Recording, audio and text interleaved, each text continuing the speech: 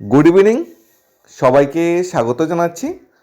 আজকে আমরা ত্রিপুরার সরকারি চাকরি প্রত্যাশী ভাই বোনদের জন্য দুইটি স্পেশাল আপডেট নিয়ে এসেছি। প্রথম আপডেটটি হলো একটি সরকারি চাকরির প্রসেস বাতিল করে দেওয়া হয়েছে। ত্রিপুরা সরকার সিদ্ধান্ত নিয়েছে এই চাকরির প্রসেসটা বাতিল করে দেওয়া হবে। চাকরির প্রসেস কেন বাতিল করে দেওয়া হবে, চাকরির প্রসেস ফর্ম ফিল আপ করতে যে অর্থ বা টাকাগুলো খরচ হয়েছে সেগুলো কীভাবে রিটার্ন করা হবে সেই বিষয়ে আমরা আপডেট দেব। দ্বিতীয় যে আপডেটটা, একটি সরকারি চাকরির প্রসেসের পরীক্ষা যার ডেট বেরিয়ে গেছে, যার জন্য চাকরি প্রত্যাশী ভাই বোনরা প্রিপারেশন শুরু করে দেওয়া শুরু করে দিয়েছিল, হঠাৎ করে রাজ্য সরকার সিদ্ধান্ত নিল সেই চাকরির প্রসেসটা যে পরীক্ষা সেটা পোস্টপোন করা হবে। অনেকটা এসটিজিটি পরীক্ষার মতো যেটা বারবার পোস্টপোন করা হচ্ছে, এই চাকরির প্রসেসটাও সেইভাবে আবার পোস্টপোন করা হলো। কবে ফার্দার এই পরীক্ষার ডেট বেরোবে এ বিষয়ে কোনো বক্তব্য কিন্তু পেশ করা হয়নি। আমরা প্রথম আপডেটটাকে দেখে নেব, যেখানে একটা চাকরির প্রসেস বাতিল করে দেওয়া হয়েছে। প্রথমত ফর্ম ফিল আপের জন্য ডেট দেওয়া হয়েছে, সবাই চাকরি উদ্দেশ্যে ভাই বোনরা ফর্ম ফিল আপ করেছে, অর্থ জমা দিয়েছে, প্রিপারেশান নিচ্ছে। যে যখন পরীক্ষার সময় বা ইন্টারভিউ সময় আসলো তখন সবাই জানতে বললো যে চাকরি প্রসেসটা বাদ। তবে চাকরি প্রসেস বাদ করে দেওয়া হয়েছে ঠিক আছে, কিন্তু তার জন্য পরীক্ষার্থীরা যে এই টাকা খরচ করেছে, যে অর্থ খরচ করেছে, সে অর্থটা কিন্তু রিটার্ন করে দেওয়া হবে। এখানে আমরা দেখিনি নোটিফিকেশনটা কী বেরিয়েছে। This is for the general information of the all aspirant then the interview schedule of the post of mechanical engineer and cold chain officer and director health service and family welfare and preventive medicine যেটা বলা হয়। ত্রিপুরা স্বাস্থ্য দপ্তর অধীনে mechanical engineer নিয়োগের যে interview date ছিল 30/12/2025, সেটা ক্যান্সেল করে দেওয়া হয়েছে। The recruitment process also have been stand cancel. শুধু যদি ইন্টারভিউ ক্যান্সেল করেছে এরকম নয়, রিক্রুটমেন্ট প্রসেসটা পুরোটাই ত্রিপুরা সরকার ক্যান্সেল করে দেওয়া দিয়েছে। The cancellation made by as per letter of communication by the competent authority. এখানে director of health service and preventive medicine যে দপ্তর আছে, দপ্তরের নোটিশ মূলে, স্বাস্থ্য দপ্তরের বিজ্ঞাপন মূলে এই রিক্রুটমেন্ট প্রসেসটা ক্যান্সেল করে দেওয়া হয়েছে। As per the applicant are request to kindly submit the following information. নিচের যে ইনফরমেশনটা বলা হয়েছে, ইনফরমেশনটা সাবমিট করতে বলা হয়েছে।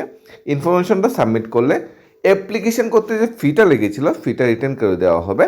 Information to be submitted by the applicant, প্রথমত অ্যাপ্লিকেন্টের নাম থাকতে হবে, অ্যাপ্লিকেন্টের আইডি নাম্বার থাকতে হবে, ব্যাঙ্ক অ্যাকাউন্ট থাকতে হবে, আইএফসি থাকতে হবে, কোড থাকতে হবে, ব্যাঙ্ক ব্রাঞ্চের নেম।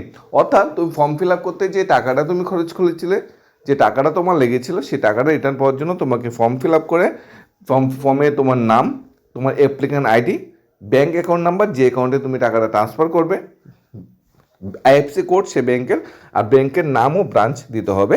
সেটা সোফেদের কাছে সাবমিট করতে হবে, তারপর সোফেদ তোমার সেই টাকাটা রিটার্ন করে দেবে। এটা একদম লেটেস্ট আপডেট।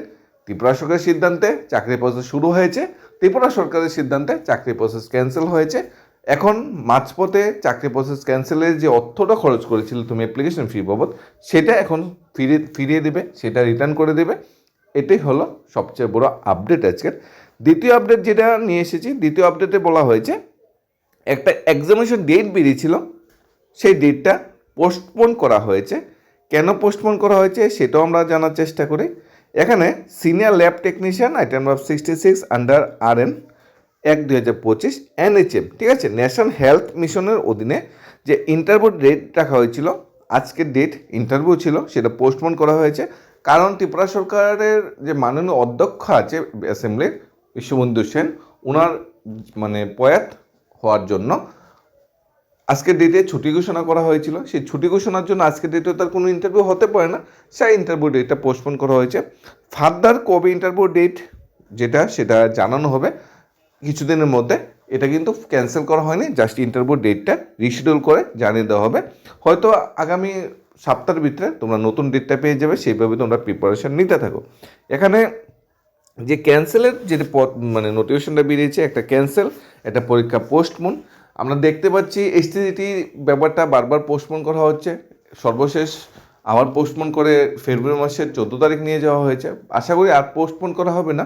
আর এসটিজিটি রিক্রুটমেন্ট প্রসেসটা কমপ্লিট হওয়ার পাশাপাশি টেট 1 টেট 2 নিয়োগ হবে এবং নতুন করে আবার টেটের নোটিফিকেশন আসবে, সেই নিয়ে আমরা ভরসা রাখছি।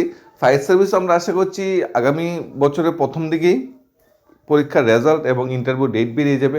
জেল পুলিশ মুখ্যমন্ত্রীর বা আমাদের যে জেল মন্ত্রীর কথা অনুযায়ী এখনও কোনো স্পেশাল কোনো আপডেট নেই, স্পেশালিস্টের রেজাল্টও স্পেশাল কোনো আপডেট নেই, রিক্রুটমেন্ট কোথায় আছে, ক্যান্সেলেশন ব্যাপার কি, কোনো কিছু আপডেট নেই।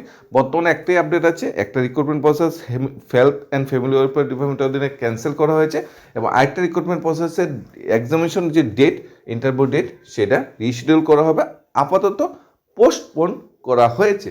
পাশাপাশি আমরা আশা রাখছি অন্যান্য চাকরির প্রসেসগুলো খুব শীঘ্র কমপ্লিট করে বেকার চাকরি ভাই বোনদের মুখে একটা হাসি ফোটানোর চেষ্টা করবে।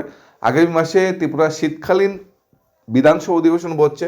গত বছরের শীতকালীন বিধানসভা অধিবেশনে ত্রিপুরার যে এমএলএ মন্ত্রীরা আছে তারা সবাই নিজেদের বেতন বাড়িয়েছিল, দ্বিগুণ বেতন করেছিল। সেটার 1 বছর পূর্ণ হবে। আশা করি এবারে শীতকালীন বিধানসভা অধিবেশনে মানে কর্মচারীদের বেতন বা এই ত্রিপুরার যে এমএলএ মন্ত্রী মিনিস্টার আছে তাদের বেতনের পাশাপাশি বেকার চাকরি হতে সে ভাই বোনদের জন্য নতুন কিছু উদ্যোগ নেওয়া হবে, নতুন কিছু চাকরির সন্ধান নিয়ে আসবে, যাতে সবার মাঝে একটা খুশির হাওয়া থাকে, সবাই যাতে সরকারকে আরেকটু বিশ্বাস করতে পারে যে সরকার বেকার চাকরি হতে সেই ভাই বোনদের জন্য চিন্তা করবে এবং তাদের ভবিষ্যতের জন্য একটা কার্যকরী সিদ্ধান্ত নেবে। ধন্যবাদ।